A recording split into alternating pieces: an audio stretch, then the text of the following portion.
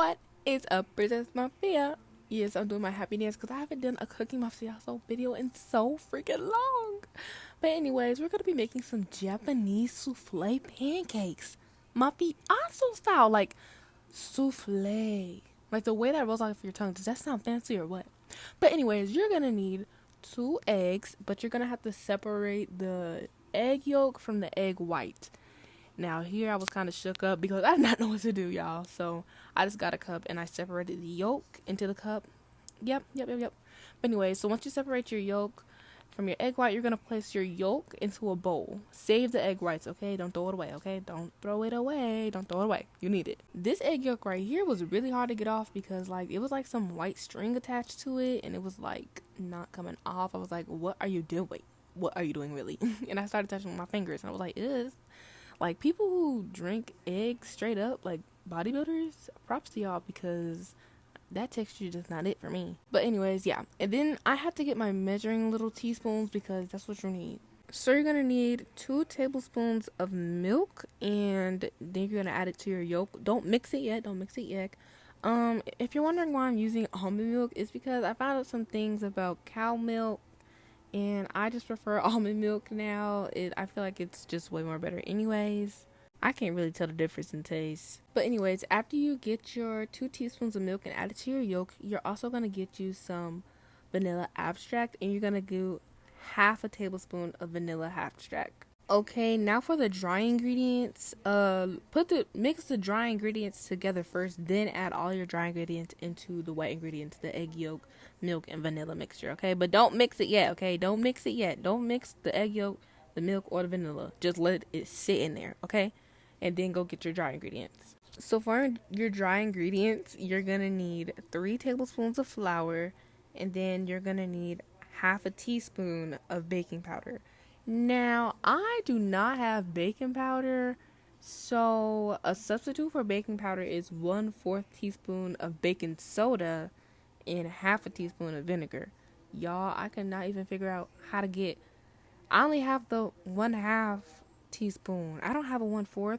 And child, I thought you were supposed to put 5 half tablespoons, but you're really just supposed to divide it, okay?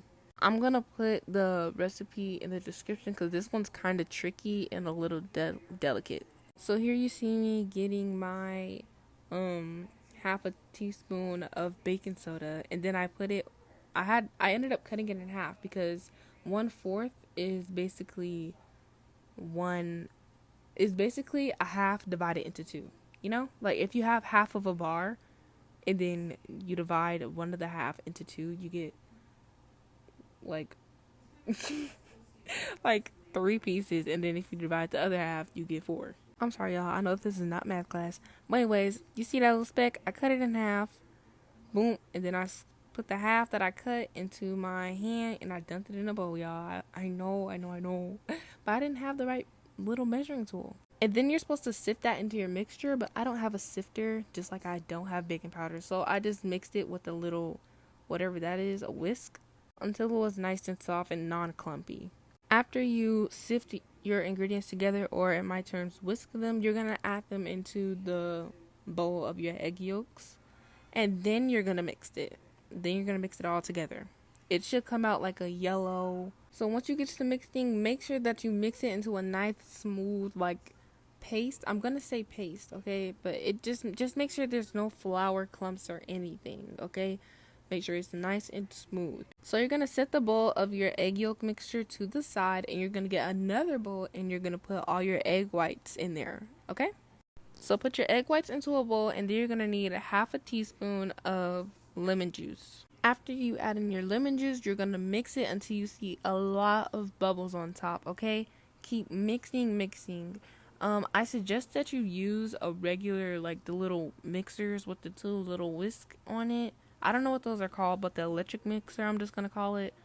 I suggest that you use those because by hand, it hurts. Like, it's literally the worst thing ever. And then you're going to add 2 tablespoons of sugar, but you're going to add 1 tablespoon of sugar at a time. So right here, you see me adding 1 tablespoon of sugar, and then I'm going to continue to mix it again. And I'm just going to keep mixing and mixing and mixing. And then after you mix it really good, you're going to add in your other tablespoon of sugar. And then you're going to keep mixing until you get stiff peaks. This is what it looks like maybe like 5 minutes into mixing. Like, really use an electric mixer, but I don't have an electric mixer. And if I knew that this was going to be like this, I probably would not have made this, bro. But yes, make sure that you mix. You got to get that hand work into there. I was trying to use my right hand, but my right hand is not dominant like I write with my left hand, and it just wasn't working. I got Lovey to do some mixing too, and when Lovey started mixing it, I mean, her strong self, I mean, I'm telling you, she got the peaks in that thing. It was nice and stiff. So you just want to get nice and like thick, like whipped cream. Like, you have to mix it a lot. But the process is way faster if you have an electric mixer. So after you get your stiff peaks, you're going to add some of the white stuff into your little egg yolk mixture, and you're going to mix it in nice and good. Make sure it's all mixed in together, nice and fluffy. And then you're going to add all the yellow stuff into the white bowl. Now, after you add all the yellow stuff into the white bowl, you're going to stir it slowly and gently. Just stir it gently. You're not going to whisk it up because we're not trying to make anything fluffy anymore. I accidentally was about to go ham again, but then I looked at the instructions. You just need to whisk it gently. Then you're supposed to lightly grease a pan and then wipe off all the excess grease. I don't really know if that's super duper necessary. Y'all ignore my mom and my sister conversating back. They is just talking it up. So anyways, you're just gonna lightly grease the pan, and then you're gonna put the heat on low. I was touching the pan because I was like, is it even on? Because I don't never cook nothing on low. But anyways, you're gonna add your mixture into the pot. Make sure it's on low because this is like kind of delicate stuff, because it's just eggs. You're going to add your mixture, and then you're going to leave it on low for 3 minutes. But while it's in there, you have to add 1 tablespoon of water. Not directly onto them. You're supposed to sprinkle it in the pot. I was really confused to whether like the water is supposed to be touching the souffle pancakes, because I was like, what if it, I don't even know. But I think it just helps with them like staying like really bouncy, I guess. After you let it sit on there for 3 minutes, you're going to add more of the mixture on top, and then another tablespoon of water around it, and let it sit in there for 4 more minutes. Now, to be honest, for me, I think I put it in early. I suggest that you preheat the oven on low and let the pot get like really hot, because the 4 minutes, it was still like really light.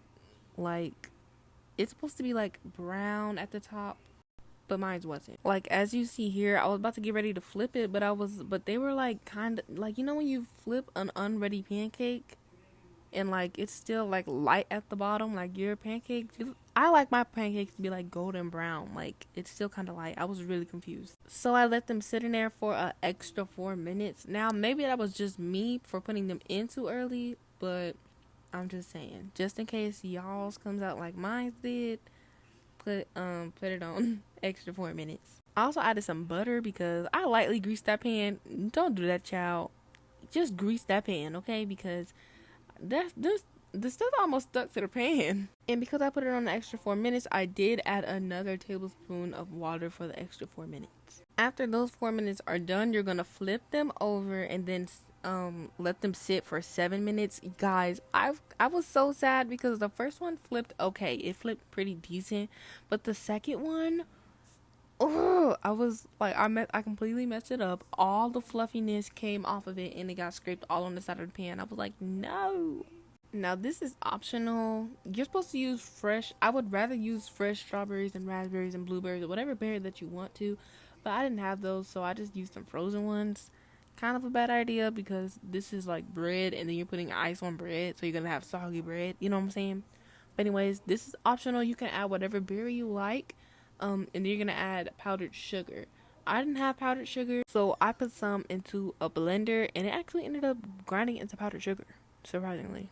And boom, I just plated it up to look nice. Now honestly, the taste was like a 7 out of 10. And I give it 3 out of 5 stars. It was okay. It was not too bad, but it was definitely saved by the sweetness.